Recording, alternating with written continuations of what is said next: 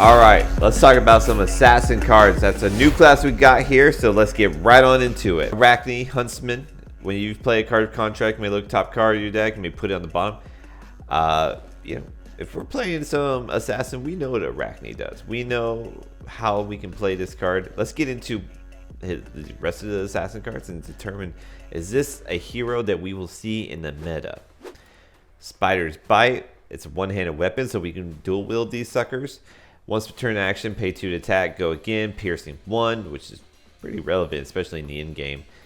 When this hits a hero, the next time they defend with one or more attack action cards, they block for 1 less. This is one of those situations where you come in with a Spider Bite, and then you come in with your 1 cost or 0 cost attacks. So it's a 2-card hand that really comes in to deliver. And you're just trying to get your contracts built, or contracts paid off, right? You're trying to get that silver because you want that silver so that you can keep blocking with your Black Tech Whispers and then keep using them as attack reaction to give them go again. All right, so this is one of the equipments that is pivotal into putting Arachne on the map. Let's talk about the other one. Another reason why we want silvers is so that we can use this as a block, defend with it, get a bit of a blocking out there, and then use the attack reaction so that we can take 2 cards from the deck, possibly hit the contract twice, get 2 silvers, pay for itself to come right on back. This is a good pairing. This is very good with the assassin. I really like how they like put the equipment with it. I think that's actually very cool. I'm all about it. This is really what kind of synergizes and streamlines the assassin. So let's talk about some of the assassin cards. We got quite a bit.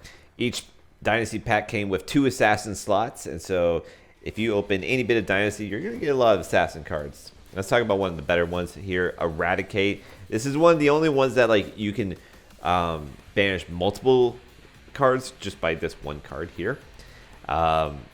You are contracted to banish opponent's yellow cards. Whenever you complete this contract, create a silver token. When this hits a hero, banish top X cards to the deck, where X is the damage dealt by Eradicate. So it's only getting silver for yellow cards getting hit. And unless you're going against like a Bolton or a Prism, yellow is oftentimes the least played color, especially if you're going against like a Dromai or a Phi, right? However, this card can become very good if you play it right, because it's already very good in the fact that you banish X, where X is the amount of damage dealt by this. So if you do attack react, you banish even more cards, which is obviously very good.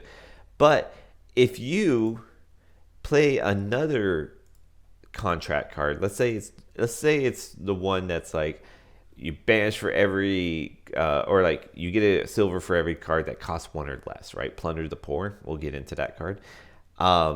If you do that and then you give it go again with Black Tech Whispers, and then you play Eradicate after the fact and give a pump to Eradicate on top of it also to get damage through, you not only give yourself a shot to complete the contract with Eradicate for the yellow cards, but with the Plunder the Poor cards, with the cards that cost 1 or less, those count as well, right? Because your contracts stay on until the combat chain closes. So this is like a card to end with after giving another attack go again, because this card really helps to complete these contracts and generate multiple silver. So this is one of the best cards. Definitely is you come with it second type card. Don't just come with Eradicate on its own unless you're going against a yellow, like a deck with a lot of the yellows on it. All right, Leave No Witnesses. This is, that would be another card, right? You come with Leave No Witness, it hits Black Tech Whisper, and then Eradicate. Oh my gosh. Anyways, Leave No Witnesses. 0 for 4. When you're this contract is for red cards, and then on top of that, if it hits, guess what? It's a bit of a Command and Conquer, because it's going to banish the top card of the deck and 1 card in their arsenal. So it looks to take an arsenal away. It looks to complete his contract with red cards. This is a very good card for sure. Maybe not so much against Oldham, but that's literally it, right? Like every other deck, it's going to be very good against. So I really like Leave No Witnesses. It's great. It's obviously people love the art on it, and it's good art. I won't lie. But This is another card that really helps put Assassin on the map. Another card that you want to have an attack reaction with. And we're going to get into those, that's for sure. All right, Regicide. Now, this is a Majestic that I don't think is good. So let's get into it. It's legendary, so you can only have one. When it hits a royal hero, they lose the game. When it combat chain closes, you lose the game and can't be defended by cards with the same name as the defending hero's banished zone.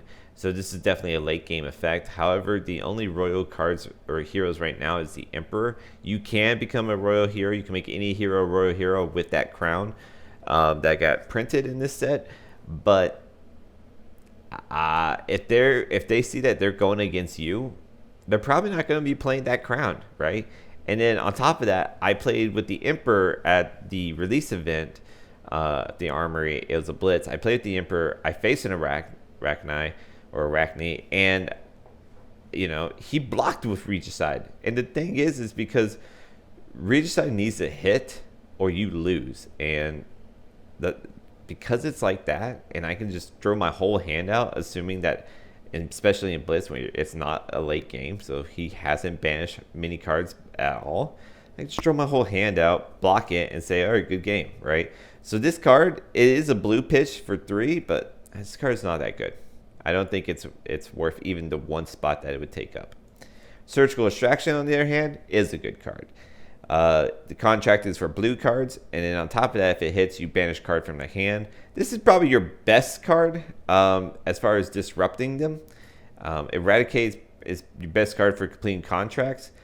Leaving Witnesses, obviously pretty good, but you got a Crown of Providence out there, so maybe the first one doesn't hit, but Surgical Extraction is one of your best cards. It is your pricier one for sure. I've seen some people run Goliath Gauntlets because of this card. I think that's fine. But yeah, this is one of those that you definitely pair with an attack reaction because this card demands respect for sure. Now let's talk about Payday, another Majestic. This one, I could take it or leave it. Honestly, I really could, because it is a blue pitch that costs 0 to play, blocks for 3. If you complete a contract this turn, create 4 silver tokens. That's not terrible. That helps bring both your armor back. So it's pretty good, but honestly, I'm really not too heavy into it. I don't think I'd have the room for it. One thing I forgot to mention about Spider's Bite is that it does have the Kadachi effect, where if you do even bigger than that after hitting with this card, creating that Quicken token and like drawing a card, it's pretty damn good. And because it only comes in for 1, you're always going to hit. All right, Plunder the Poor, the one I was talking about earlier. This one contracts to get rid of cards that cost 1 or less. And then you banish top card like all the other ones. This is just a good card.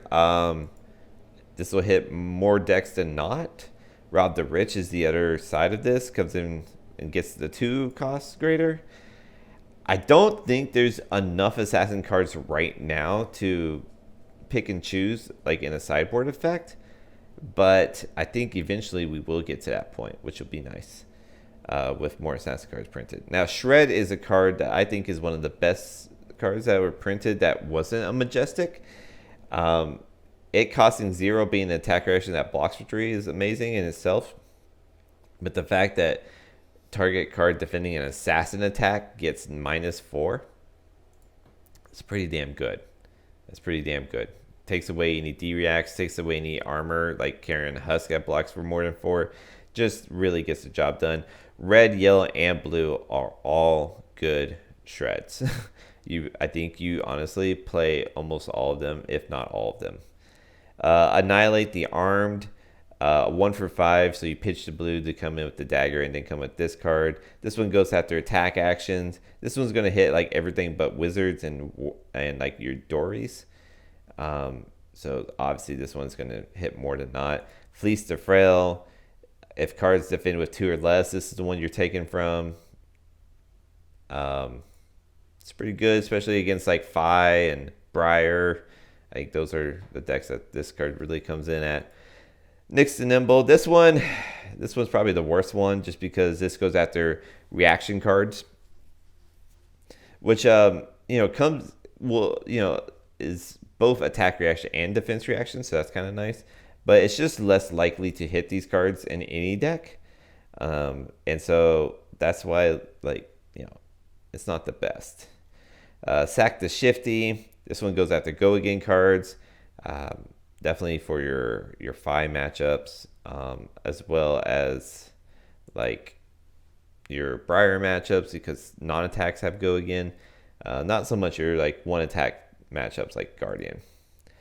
Then you got Slay the Scholars, comes after non-attack action cards. That hits most decks, especially Wizards and Dorinthia, but doesn't hit Fi all too well. So another 0 for 4. And then our last assassin card being the attack reaction, giving the +3, and you get to look at the card additional time, because you already did it once with Arachne. I think that is pretty damn good. A 0 for 3 that blocks for 3.